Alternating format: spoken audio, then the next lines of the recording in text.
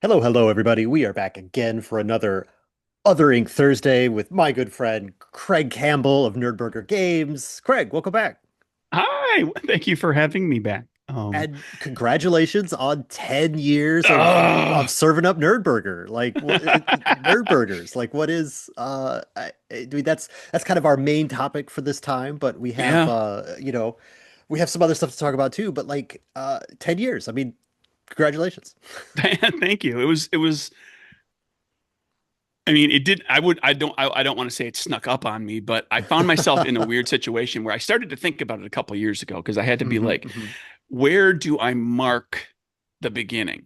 Right. Because there was the first Kickstarter, there was the when that game got published, there was like when I started working on the game in the first place, and or like there's that ephemeral time where it's like in the middle of design for the first game where I'm like, oh, this is a thing. Like this is I'm actually going to take this to fruition. Like it where it goes from being like, well, I'll try this to being like this is got legs, it's moving, it's going to go somewhere. So I found myself kind of trying to figure out when would be the right time to call it 10 years. And so I kind of went with 10 years after the kind of generally speaking, this year, I'm not setting a date, 10 years after 2016, which was the year of the Kickstarter and early in the year for mergers and acquisitions, and then published it before the end of the year. So it's kind of when that first game happened publicly Yeah. that I was like, okay, we'll use that. Yeah. Yeah. I mean, well, I I mean, obviously, yeah. It's like it's a diffuse period, right? Like you just said, like when is the actual date? So like you're kind of like you said, I'm not going to pick a date. It's just this whole year. I'm going to celebrate all year. Was it the date that I created the LLC? Like, there's so Right, many right. days that you could pick. I mean, that's the date that I chose when last year was that date for me, where it was like we incorporated in 2015 or yeah, and in the that summer and then ran our first Kickstarter shortly after that and started working on a real game and like we had developed the idea already. And then obviously so we had like stuff to pitch the game, but it was like that's where a real company we're really going to go for it is, Right. you know. But then it took us 2 years to finalize our first game. So like we won't have our 10th anniversary of our first release until next year. Well, and you can do that too if you want to. Like, it doesn't Right. necessarily have to be as big of a thing. You can do, the 10-year anniversary of this game or that game or Right. not. I don't know that I would do that with all of my games because I've got like a lot of stuff that would get Uh-huh. like I'd be doing nothing but celebrating 10-year anniversaries. But I might do something in a couple of years and kind of make a big deal out of 10 years of Capers, Yeah, yeah. being the flagship game that was in 2018. So Yeah, we have similar plans for Never Going Home, which has been our sort of flagship game for a number of years. And so it's like, what's the 10-year anniversary of that game coming out will be Gen Con 2019, so or 2029, so that'll be 10 years. So it's like we've still got some time to plan what we're going to do special for Gen Con 2029 to mark the 10 years of that game. So yeah, but it is time to start thinking about it. It'll sneak up faster, like you were talking about. It sneaking up on you. It's like yeah. it'll be sooner than you think. It's like 27 months or something until then, and it's it'll go quick. Uh, so I thought I would ask you some questions here to kind of like with 10 years of perspective on the industry, like what are some of the things like I don't know. I So one question that I have that I've been asking people this calendar year as the kind of like because I've at this point like I already asked you like how you got into games, right? And I know you were publishing on the DMs Guild and all that kind of stuff. So like I don't want to ask you that. So instead, like I want to ask you like what do you miss about that small scale? Like when you got started, when you were just a guy who was publishing to somebody else's platform and like it is there anything that you look back on that and be like, no, that was nice that now I've got all these other responsibilities like Yeah, I spent a lot of time. Like my first freelance job was in 1999 for Living Greyhawk, first year of Living Greyhawk. And then I didn't have really too much right after that. That was just kind of I lucked into that because I knew one of the organizers. And then, several years later, I did, started doing a bunch of freelancing for D&D, and I kind of did some freelancing for a few other companies, other games as well. And one of the things I will say that I do miss, and I'll expand on this as far as how it translates into me now for the last 10 years, is there's a certain comfort in having someone that you can talk to say, yeah, you're doing this right. Mm. Like if you get the writing order, you get you get the job, right, for a freelance job.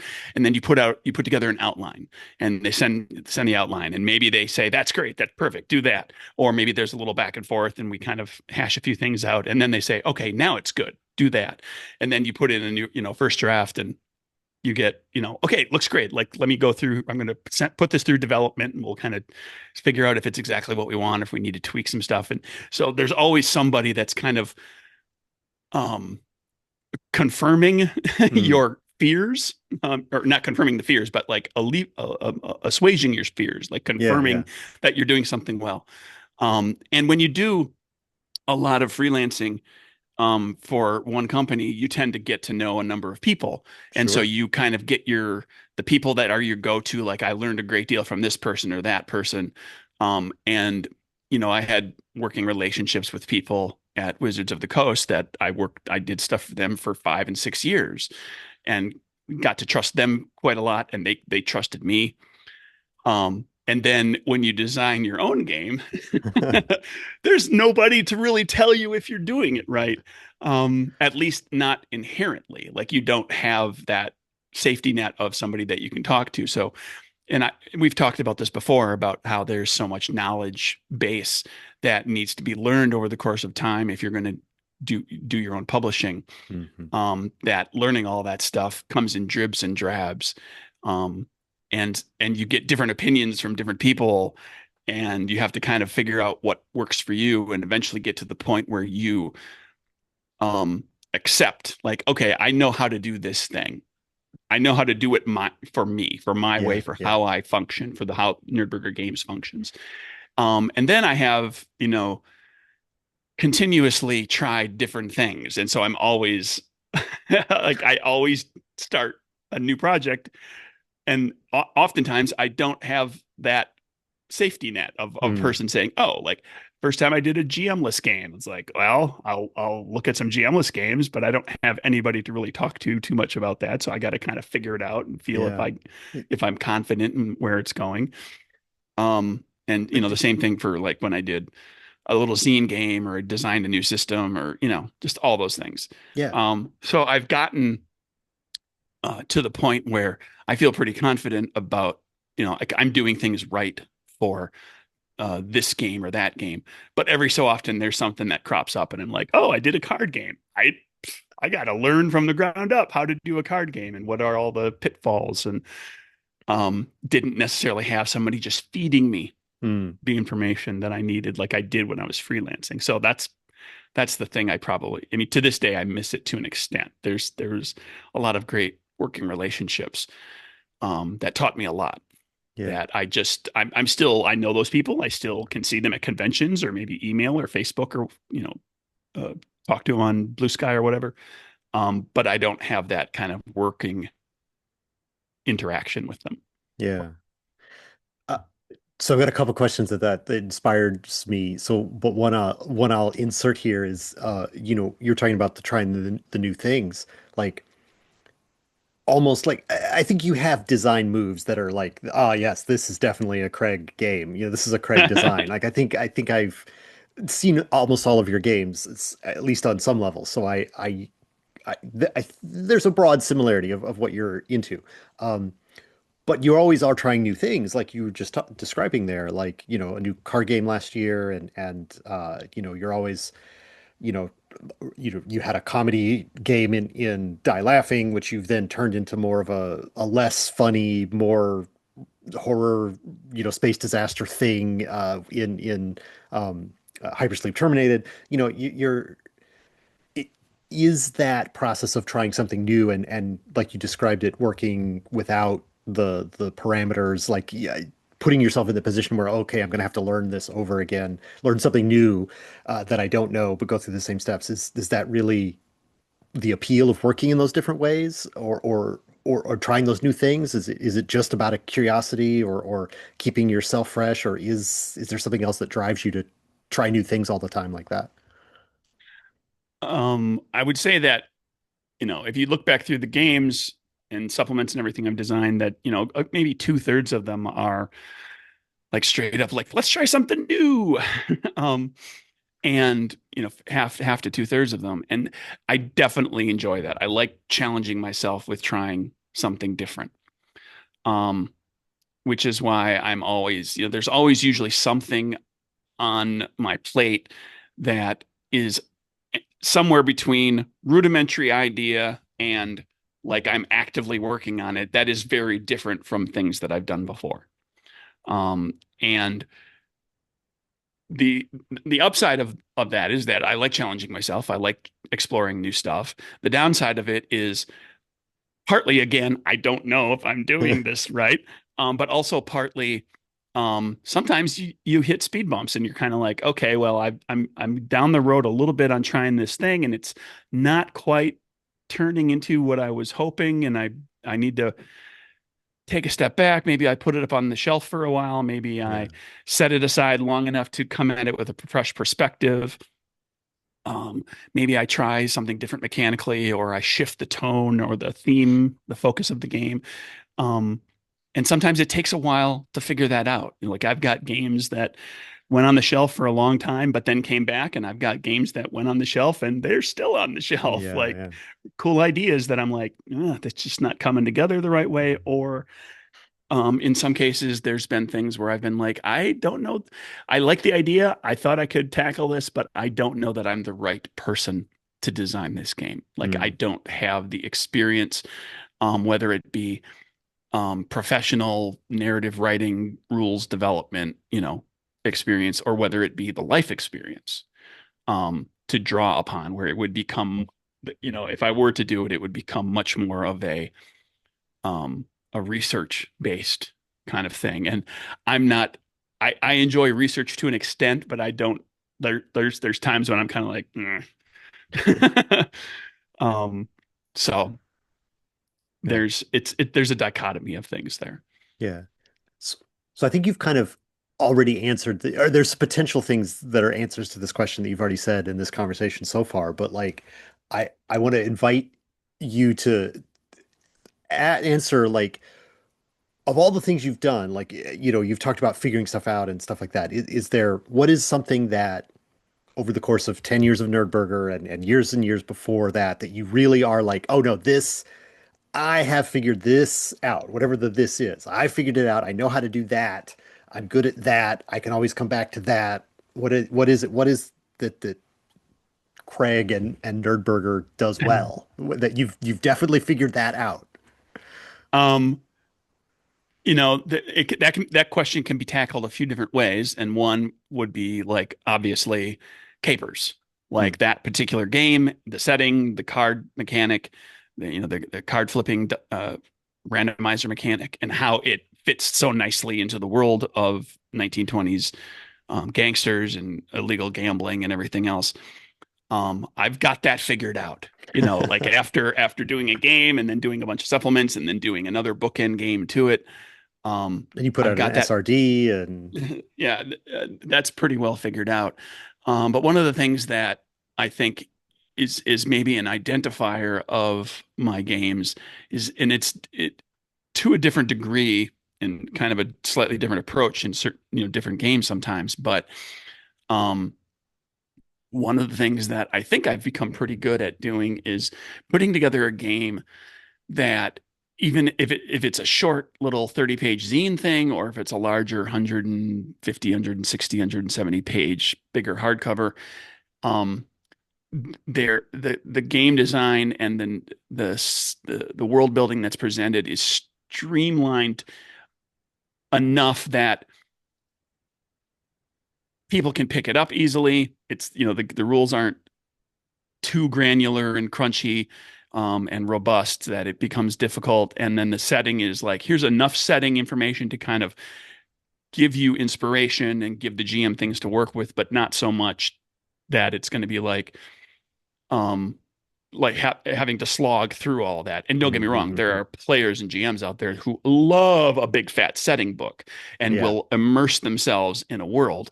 But there are plenty who are like, I can get that big fat setting book, but I'm probably not going to use a lot of it. I'll skim here and there, and then I'll read some things that pique my interest. And then I'll kind of build out more of my own stuff. And so I kind of make games for those GMs. That's like, here's a Yeah. bunch of Yeah. information, but there's still plenty of space for you to kind of build things out. And it's not, I do not write the Forgotten Realms. Like I Right. don't Right. have, hundreds or thousands of years of history and every nook and cranny of an entire world, multiple continents, every kingdom, all that sort of thing. Um, Yeah. I don't think anyone could accuse any of your games of being overwritten. They no, are. You do have a to the point sort of approach both in your lore and your rules. Yeah, and one of the things that guides that from the rule standpoint too is something that I've recognized in myself as a designer is I keep it in mind when I'm working on things is that I trust the reader. I do everything I can to trust the reader. And not to Mm, say that other designers don't trust the reader. But I think of it in terms of I'm going to give you enough rules to play the game and you'll get a sense of how the rules work. And so if you need to flesh out something into some other area that I don't specifically cover in the rules, I give you enough information and I trust you to make the right decisions yeah. to fit the rule set. And I trust the reader to make tweaks to the game to make it their own. It's one of the reasons that multiple games of mine have optional rules or something that's built into the game, like with Good Strong Hands and those other games using that roll track system. I have like what I call the complexity dial, which is you can change how the different tracks that you fill change the length of them, and that changes the dynamic of how quickly your character gains abilities or gains extra, the spirit currency to spend points to do stuff, or how they advance, or all that sort of thing. So I built that stuff in there rather than laying down the law and saying, this is how it works with each of these Right. mechanical bits. I give people like, here's how the mechanics function, and here's a range of things you can do with them. And I trust you to find the one that works for your table and your group. Mm. I really like that concept of like trust and like kind of building trust with your audience about like both individual like any one person bought this game and then the book trusts them to figure out their table and gives them the support for that, but also like I'm sure that has paid dividends over time when people have they have Good Strong Hands and they have Code Warriors and now they have Cosmic Corsairs, like they're like this is I've Craig writes a game that I can get my teeth into, I know I can. I'm sure. I can imagine that there are those people who are the return Oh, yeah, repeat I've had fans. people talk about that. Like customization is built into it, and a um that is a feature Right. for certain types of GMs and players. Um, and it's one of those things that you and I both know. All of our publisher friends and everybody, we all know that there's a lot of different kinds of players. There's a lot of different kinds of That's true. games. Like it's difficult to make a game that's going to appeal to everybody. You really can't do it. So you might Yeah. as well just accept the things that you feel are fun and interesting to present and assume, and you will be right because there are so many different types of players. Just assume that the right players will find it and will Yeah. will appreciate it. Yeah. Yeah. So my next question is vaguely related to that. I don't know if I have a good transition for it, but it's what over the time that you've been in the hobby industry, uh, what do you think the biggest change has been to the industry itself, to the fandom, or to con attendees, or to uh, you know, marketing or like accessibility of games? Like, what do you think's the biggest thing you've seen that's changed from, you know? 1999 to now. You know, Oh my gosh, that's really that's a loaded question. Like there's well, so many ways to sh answer that. sure, Um, sure, but I don't know. Well, how do you want to answer it? Like, uh, what's a fair big enough. thing that you've seen or that you keep thinking about? Or I think we're still, very much in the heyday of the self-publish and the, crowdfunding and all that. And I think if there's a thing that is outside of gameplay itself, mm, um, I think the big changes you could call for are open licenses, starting of course with the OGL for third edition D&D, but there's plenty of other open licenses and different ways to, do Creative Commons and so forth, different ways to make your work available for others to expand.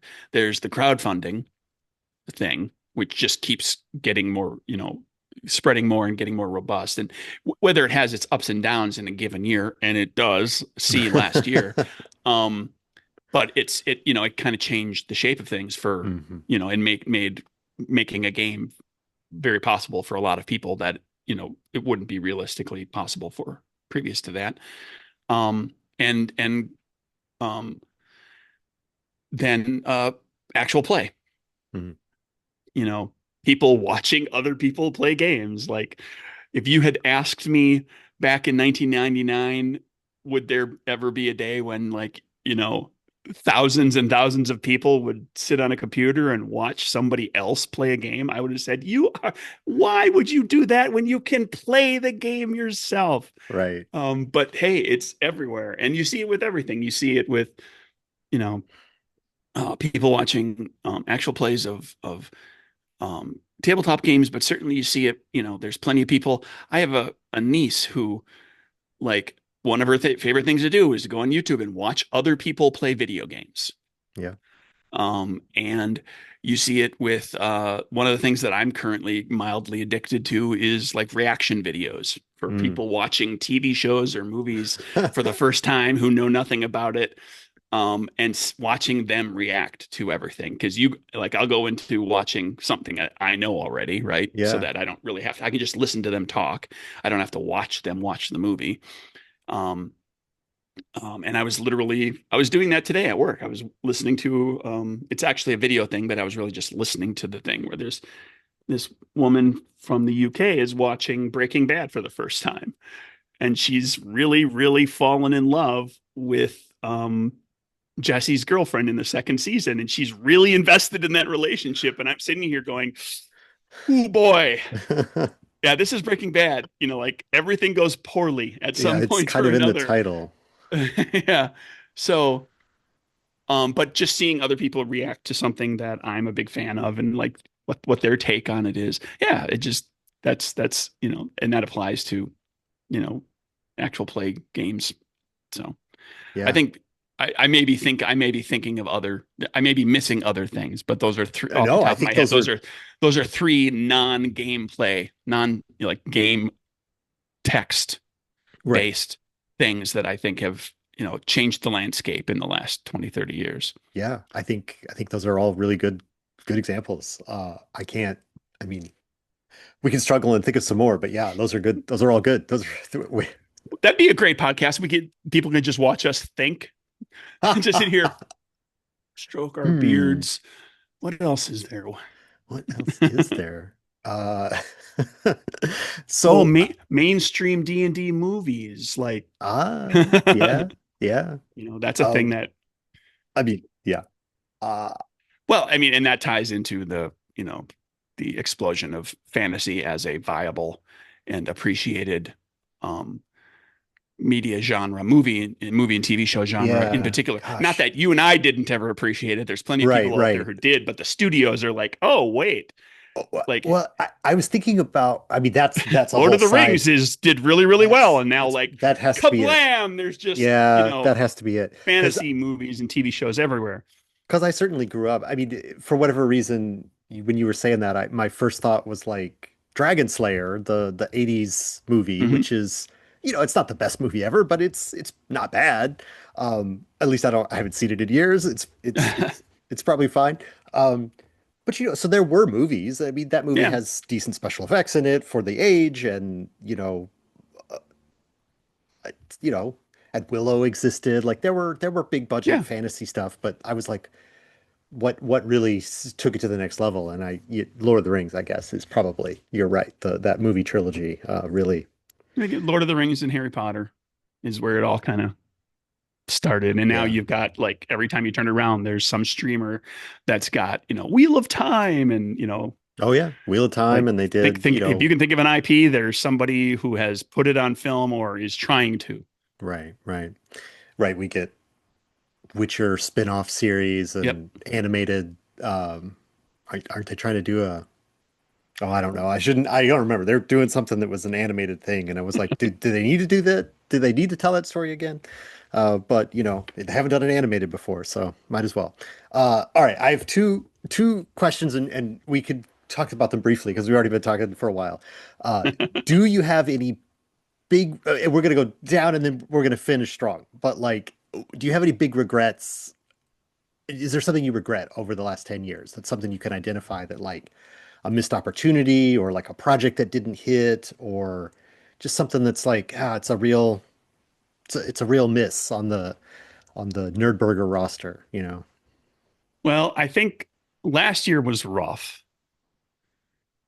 And I know it was rough for a lot of tabletop publishers. Yeah, So I think we're all kind of, a lot of us are in the same boat on that. Um, and I don't know, regret's not the right word because it's not like I chose for last year to be bumpy. I had two sure. Kickstarters. They both funded. I managed to make the thing, but they didn't like do terribly big. I had, I put a little bit of my own money in to make sure that it happens. Um, so like I said, I don't know if regret's the right word, but that was a rough spot. Yeah. I do, I'm happy with all the games I made, but there is a part of me that misses freelancing for other people, for other Mm, games, and stretching muscles that aren't like specifically my forte. Like, I design things that I want to design, that I like designing, that I feel I'm pretty good at designing.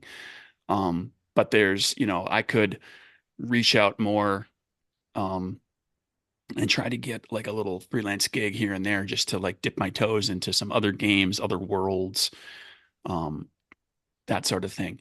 And I mean, I chose like all of the freelance stuff that I've done over the past several years, and it's been a little while since I did the last one. I chose that. I sought those out. I talked to people, or somebody knew me well enough to reach out. Like, heck, you and Brandon did. I wrote yeah, an you're adventure you're one for of the original Never Going contributors to Home Never Going Home, like we were talking originally, about. yeah.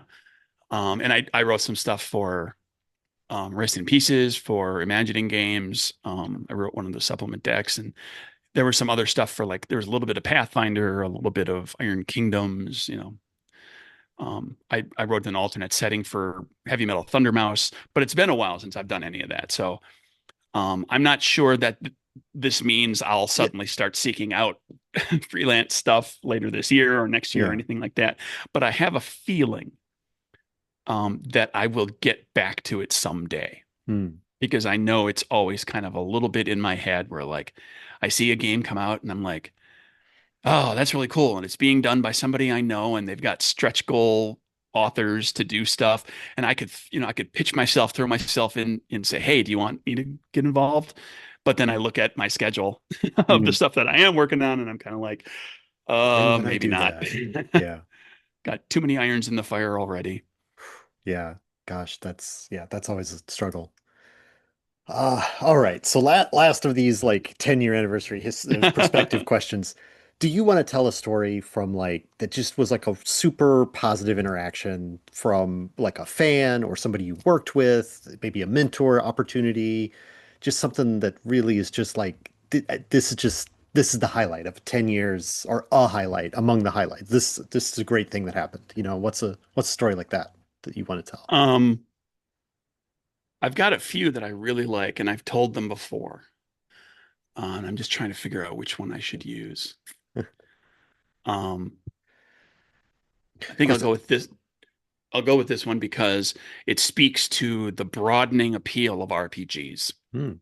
over the past several years.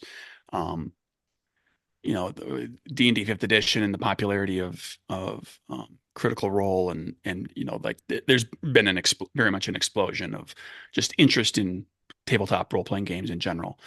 I was um, at a convention. Um, I was running capers, and I had a table of like 5 players. And one of the players was this young lady who, because when we started playing, I asked, like, have you ever heard of this game before? Have you ever played before? What's your role playing experience? I want to kind of, get an idea of like, do I need to kind of hold anybody's hand, or is Mhm. everybody here a veteran and we can just rock and roll? Right. And she commented that she had not really played any role playing games and that she was very much a board gamer, but she wanted to try role playing games. So I was like, she was fascinated by the Roaring Twenties, so that's why she picked Capers. And so we got playing, and we got into the first like action sequence, combat, whatever, and went around. And I was describing. We talked. We had already kind of gone through like how you make checks and how that works out and everything. But when we got to the point of like an action of a combat, got to her turn, and I looked at her on her first turn and was like, what would you like to do? It's your turn. What do you want to do? And she's like, well, what can I do? And I said, you can do literally anything you want. Anything that you think your character is capable of, you can do. And so she like kind of picked like, she was going to shoot a Tommy gun or whatever at somebody.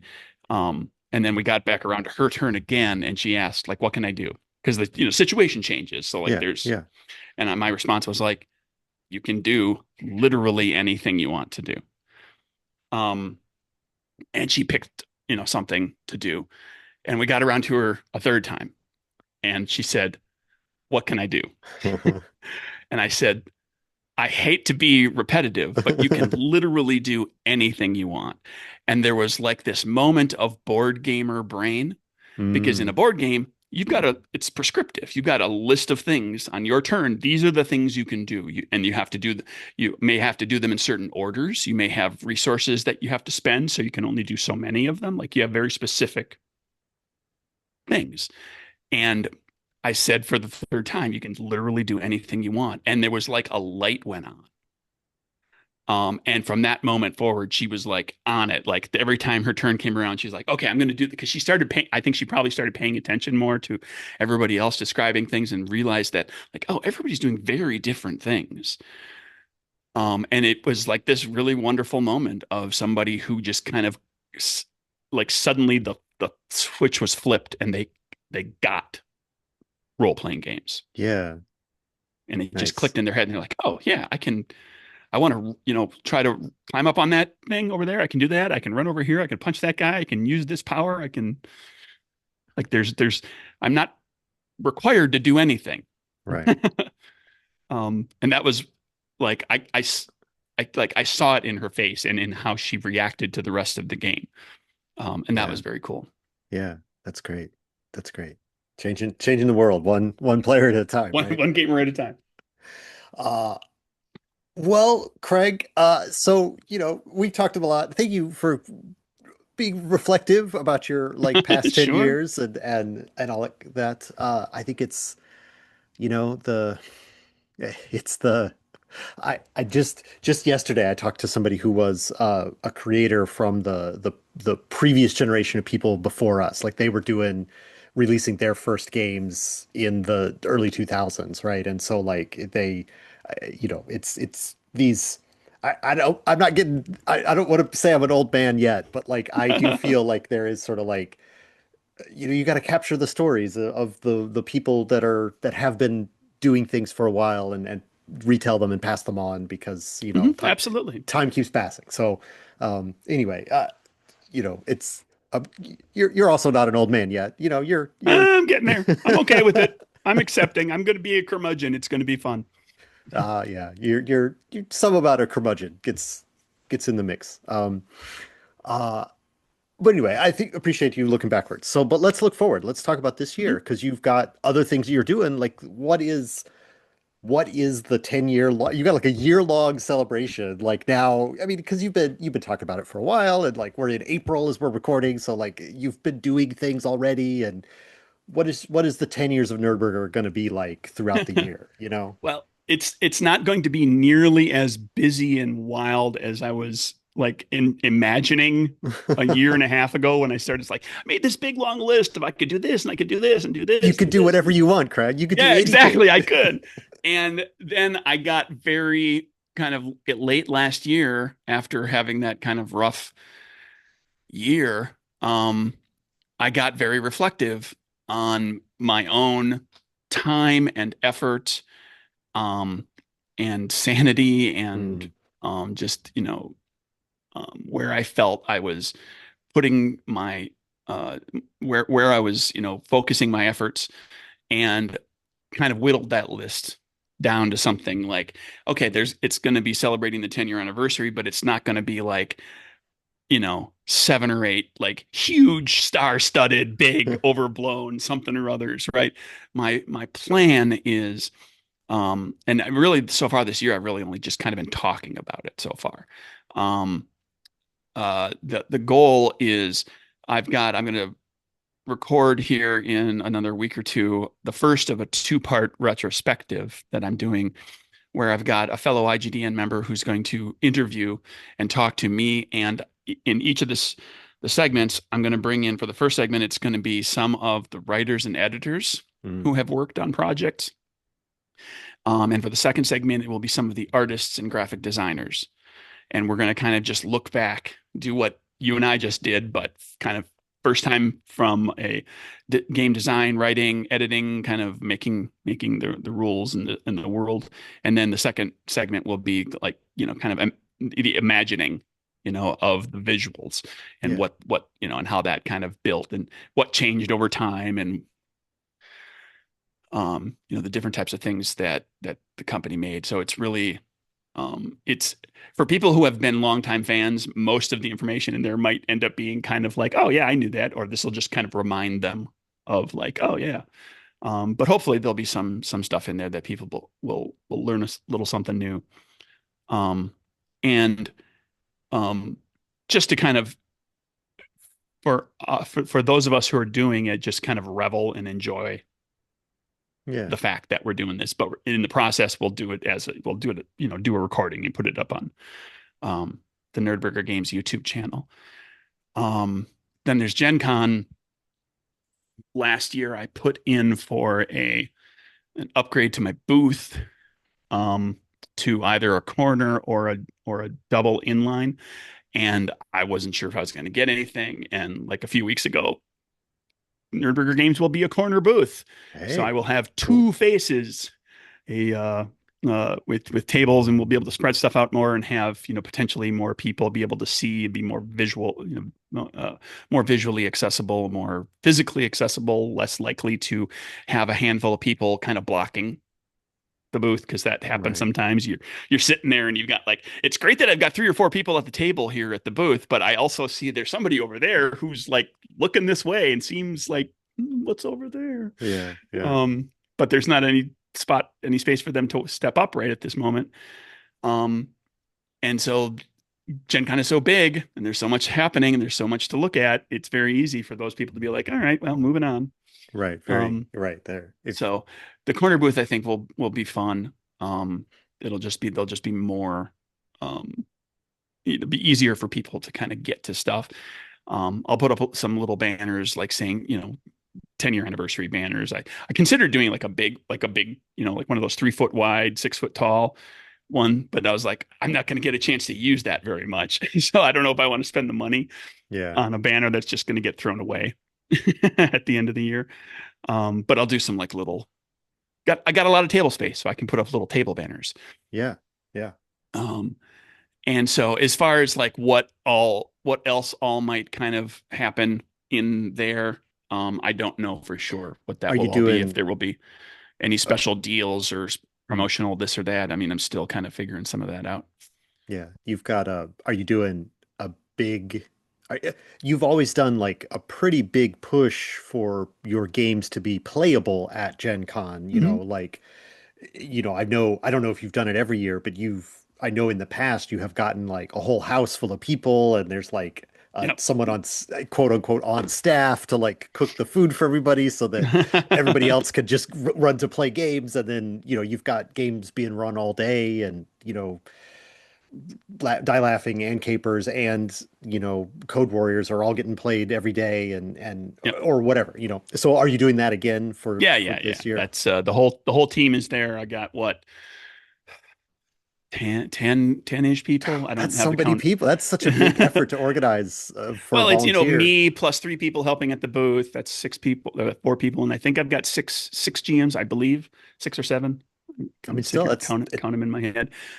So yeah, there's like 20 to 30. I don't remember exactly the count at this point, but there's like over 20, not quite 30, um, game events that'll happen, and including making sure with Cosmic Corsairs having just come out, there's going to be like I think there's five Cosmic Corsairs events. Um, and then there's a bunch of low stakes and die laughing because those are perennial favorites. Yeah, Those I imagine. they're 2 hour games. They fill up pretty good. So yeah, all that's going on, and we've got a bunch of us are at an Airbnb, and we're all going to make breakfast and do all that stuff too. Um, yeah. So yeah, like Gen Con is going to be as much of a production this year as it has been for the past couple of years. Yeah, yeah. Yeah, I mean, it's such a big show, and the show isn't getting any smaller. You kind of have to, I don't know, it, go big or tap out. It seems like that's the trend, right? Like, Yeah. It is. um, It's a gamble every year because like now I'm like, okay, great, I got a corner booth. Like that's more money to yeah, buy that, to rent that, and hopefully it'll pay off. right, And right, I won't know until Gen Con comes and goes this year, and then right. you know, did it pay off because it was a corner booth? Did it pay off because people feel better than they did last year? You know, like Right, we've talked about it. It's all chaos. It's really difficult to know. You just have to, make a wish, close your eyes, jump in, hope that it works out. right. And you make adjustments, obviously. Tweak Yeah, things, try different stuff. I've done a few of those types of things. We've talked about them. But yeah, yeah, we'll see how this one shakes out, and then we'll revise for the next year. yeah. Revise for the next year.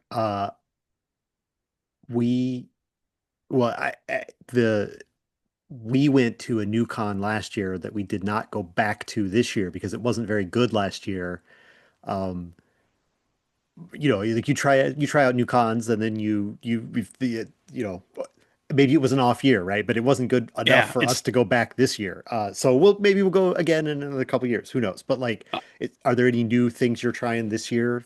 New cons? Because we've been. I know you're more willing than I am to try out a new con, or new to you anyway than I am. So, you got one on the schedule for this year? Something new you're trying? nothing specific for this year as far as like like a new convention or going to a new, different city or whatever.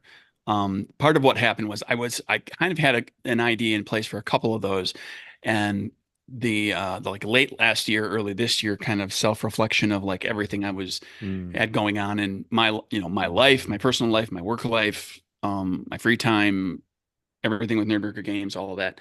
I ended up deciding that one of the best ways I can celebrate yeah. 10 years of Nerdburger Games is to not bust my ass.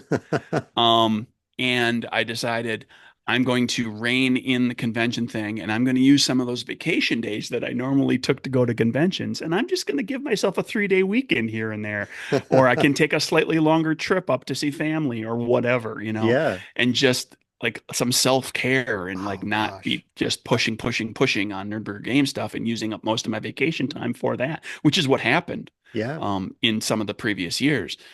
Like last year in particular, um, with going to uh, Gamma Expo, that's a 5 day commitment. That's a third of my vacation time.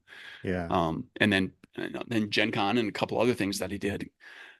So I decided to kind of shift that way so that I can take the vacation time, take more of that vacation time for myself. Right. Um, Yeah. What and what a then lovely that allows perspective me, that like I'm hmm, celebrating my company by like just taking some vacation, like not enjoying it. killing myself, Yeah. so that giving myself a break so that I can get to 20 years. Mm. And I have a feeling that in the coming years, that'll be my approach every so often. Like there'll be this year, another year down the road, I'll be like, okay, rein it in, Craig. Let's not burn yourself out on this. But it does allow me for something that I've done before, which I hope to do again in the fall, which is to do an online convention where I Mm. did a Nerdburger Con twice during the pandemic in the Nerdburger Games Discord. And both times I did that, it was back at the more like the 5 year point in everything. And, I had pretty good turnout. Had, plenty of people showed up. A lot of people volunteered to run games. And my hope is to do something like that again um, after, like in the fall, after Gen Con. It'll be like October or November, probably October. Um, and it's spaced out enough so that I can between now and Gen Con, I can kind of get the rudiments of it in place and kind of figure out what I plan to do. And then like once Gen Con is done, I can like ramp up and be like, okay, now I don't have a Kickstarter going in the fall. Yeah. Everything that I had Kickstarter from earlier has fulfilled or dealt with.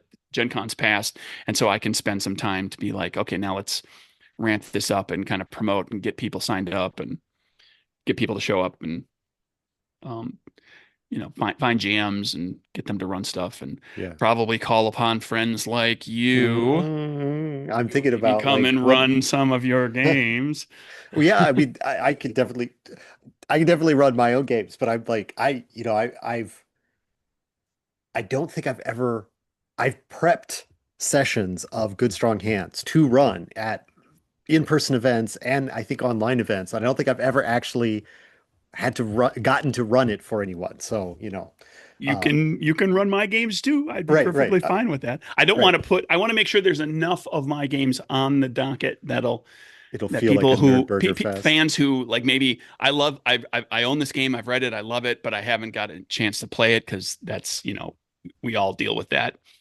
Um, is give everybody opportunities to do that, but I also will not be limiting just to my games. I think the only thing I will be limiting out is I will be limiting out like D&D and Pathfinder. Mm.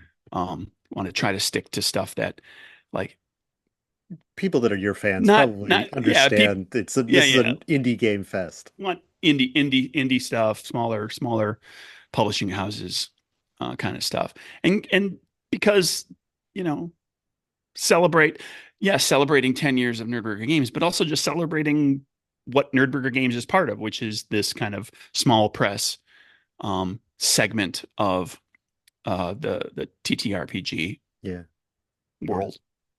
yeah. Well, you mentioned having all of your Kickstarters fulfilled and not funding anymore. So by the fall, so that implies that you've got some you I think you mentioned I can't remember if we were recording already, but Cosmic Corsairs is the last thing you were here to talk about, and that's gone out to backers, you said. So Yep, that you've just got fulfilled.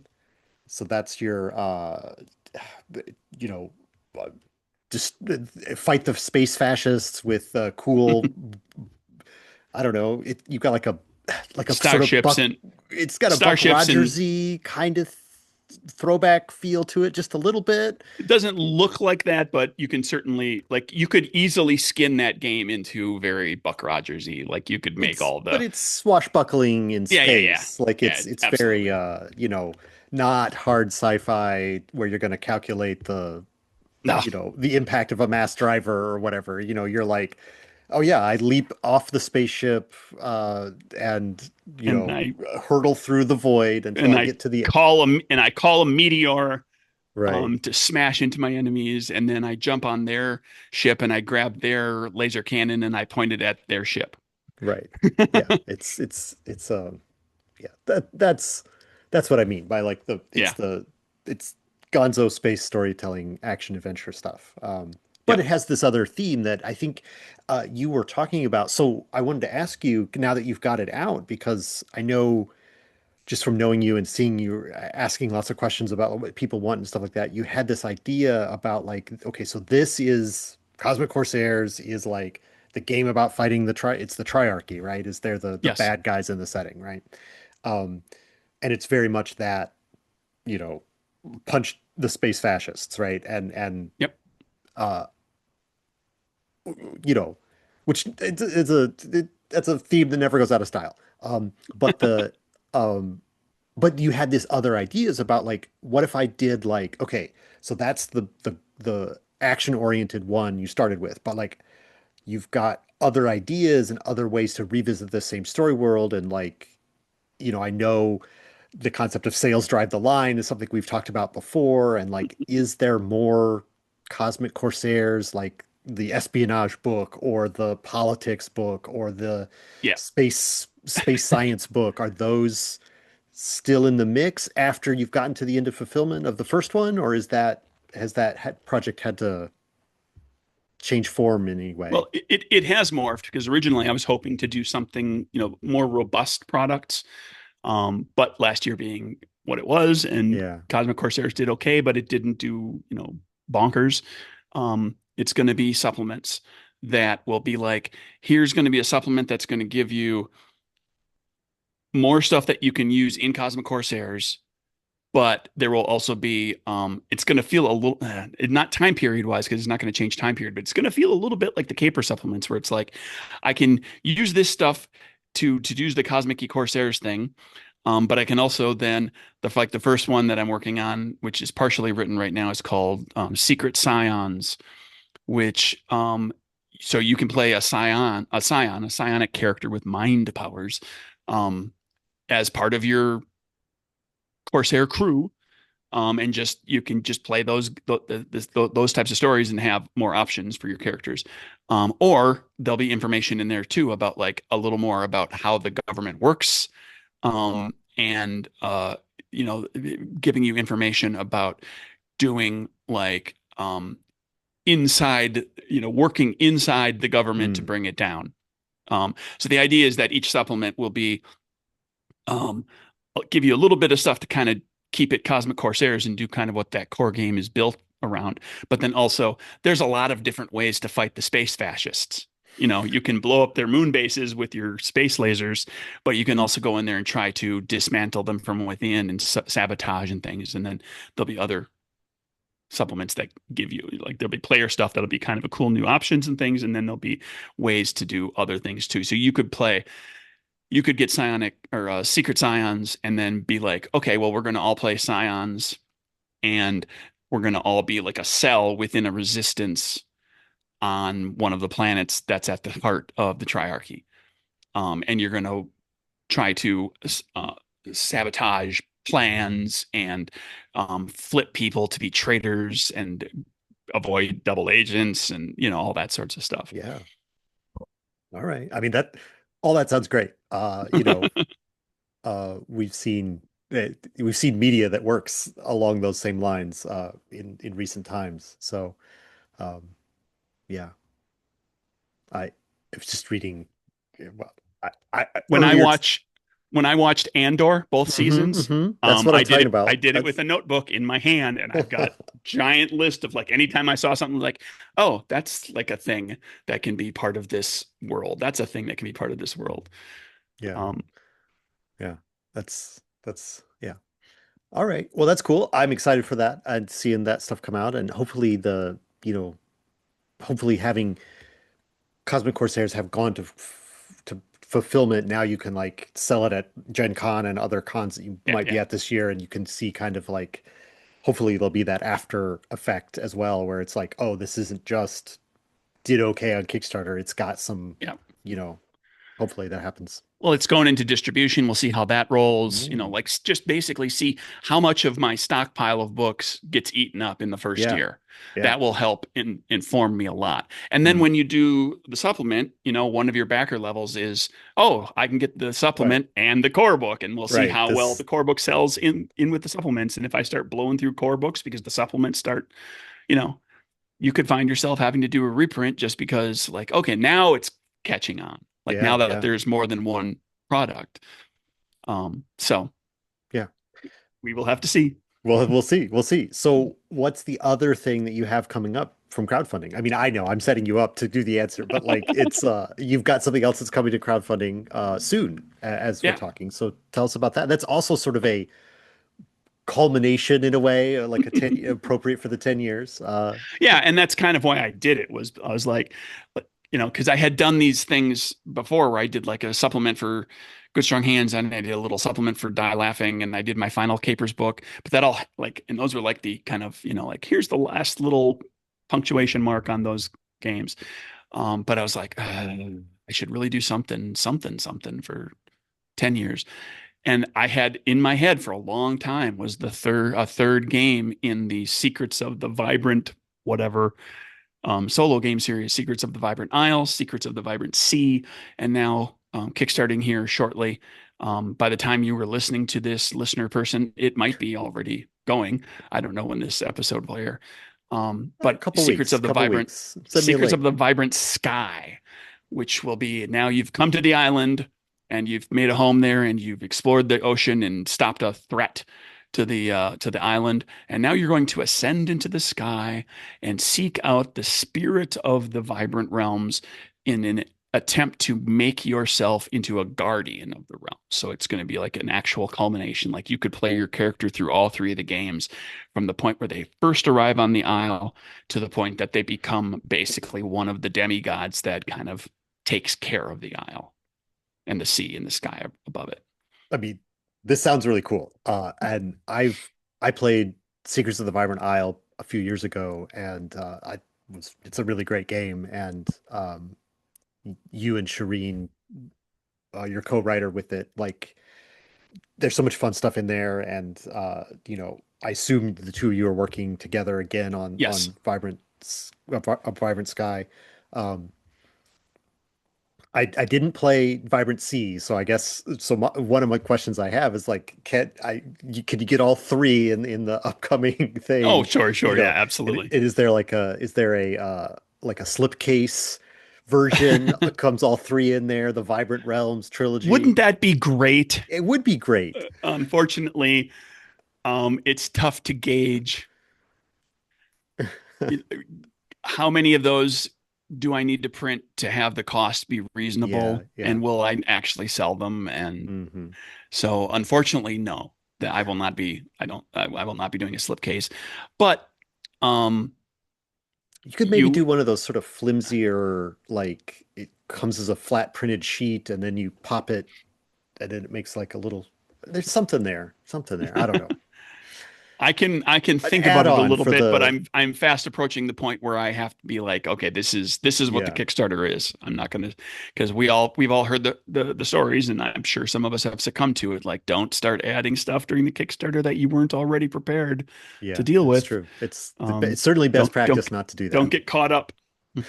Yeah. So is there I mean I guess we didn't really for somebody who for whatever reason hasn't heard you talk about these games before, give us a little bit more pitch about what the Vibrant Isle and Vibrant Sea were and how the games work. Okay.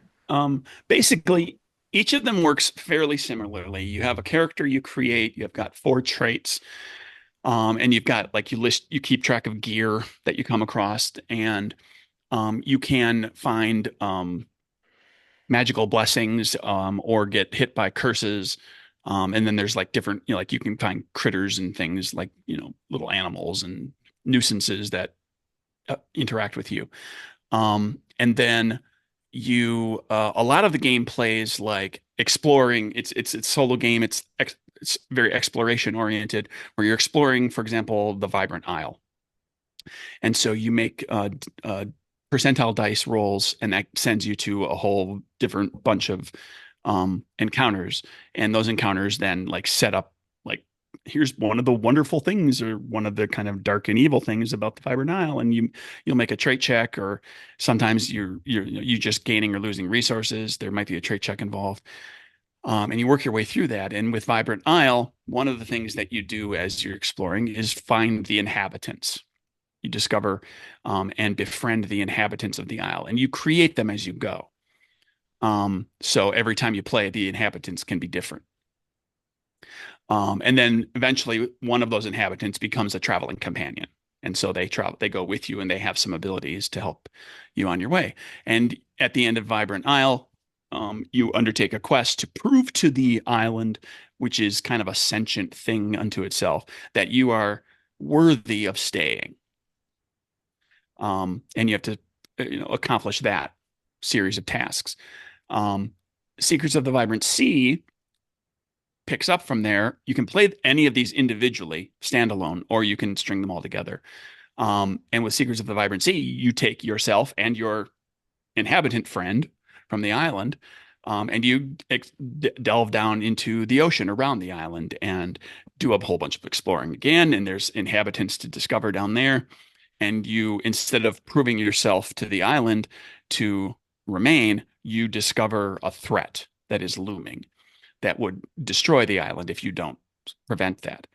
And so then, assuming you're successful on that, you move on, and then you, in the Vibrant Sky, you and both of your companions go up into the sky with an airship and explore all these wonderful realms that are like up there hidden by the clouds and floating, or maybe they're invisible, or they only appear at certain times or whatever. And you're not, there's no inhabitants you're seeking. Instead, you're seeking the great spirit that is kind of the overarching deity, so to speak, of the realm of the vibrant realms.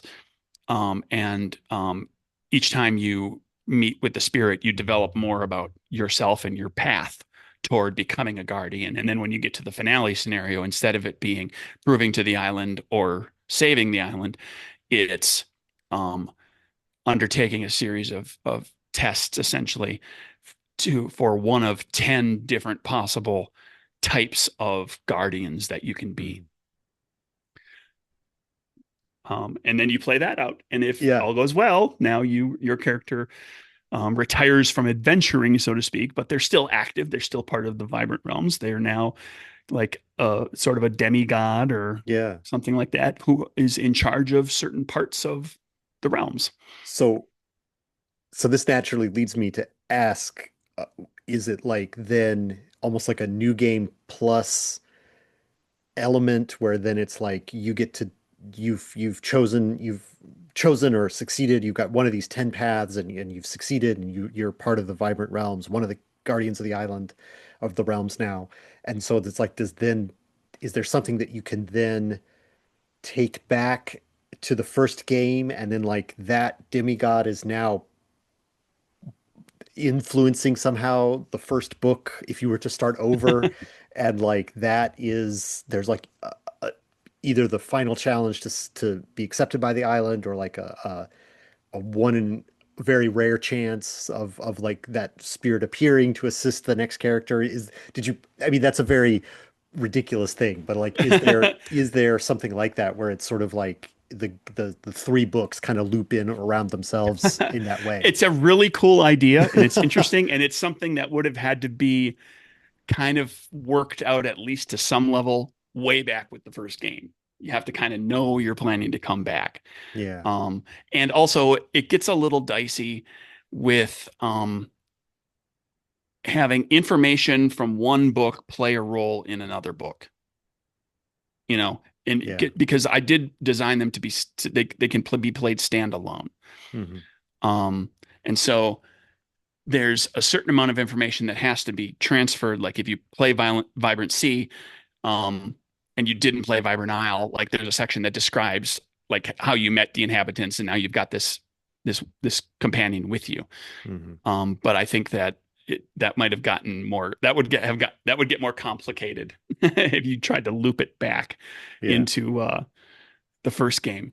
Um, because then it almost necessitates the first game having some discussion of those things that don't really get introduced until the third game, which is you and I both know that like introducing information in the correct order Yeah.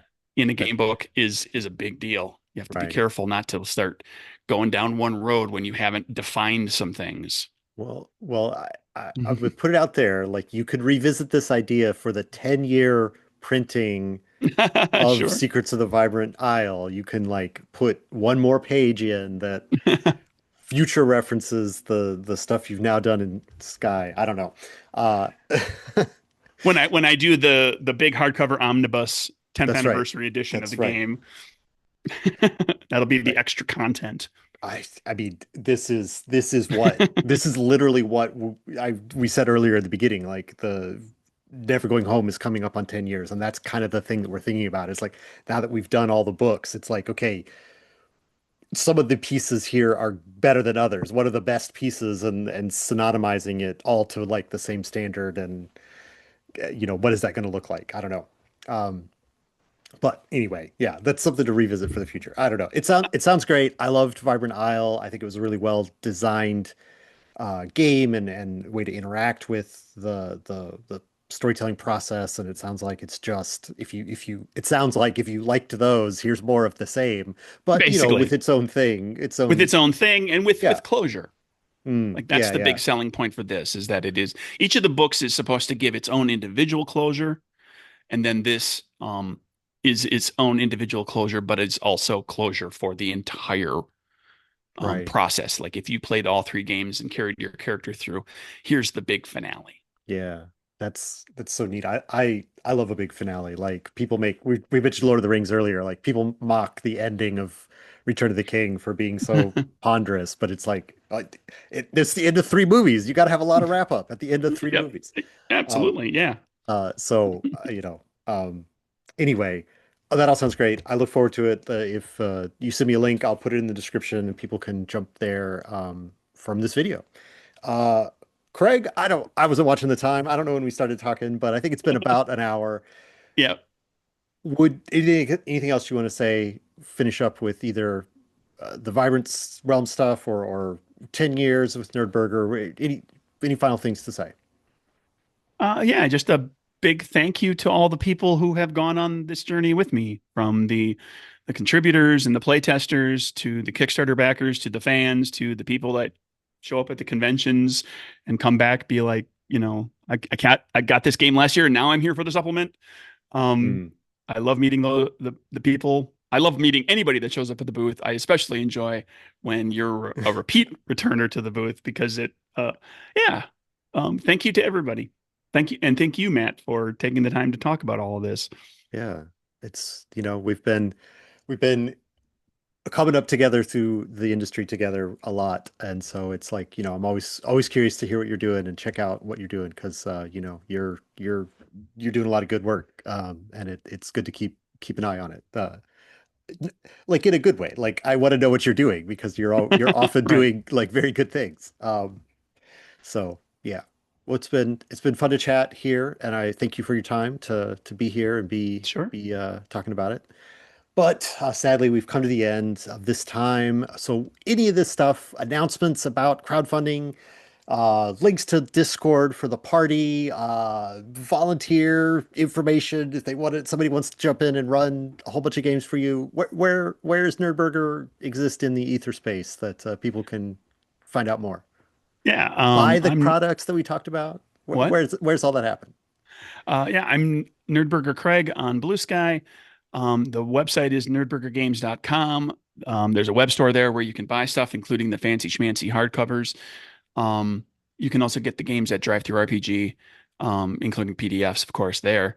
Um, the website also, if you take a look at the top of the main page, it's got a link to a Discord, so you can join the Discord. Come in there. We've got channels for different games. We've got channels for other stuff. If you have ever wanted to hear the inner machinations of somebody trying to work out design stuff, I do a lot of that there. I like post ideas of things that I'm working on and brainstorm stuff with people and um, just kind of for my own stuff, but then also for other stuff too. People get on there and they talk about something that they're trying to design, and we all chime in. And it's been a little slow lately, but I'm hoping that it'll start to pick up.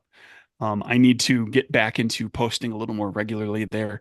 That slowed down a little bit here early in the year because of all that whole thing I said. I need to kind of rein things in a little bit. I don't want to be um, overloading myself. So I'm going to try to make sure that there's more stuff popping at the Yeah. Discord here now as we get into the summer and we really kind of, truly embrace 10 years. Yeah, yeah. And uh, you also, the website, I'm going to further promote that there's also a link to your podcast, which you Hmm. do with Jess Geyer on the show, which I've been on several times. It's always fun to to hear your show. So that Yeah. also is on the website. So plenty of reasons to RPG, go to Nerdburger. RPG, yeah, RPG R&D, where myself and Jess Geyer from Wannabe Games um, uh, join a guest every week to discuss GMing and game design topics. Yeah, yeah.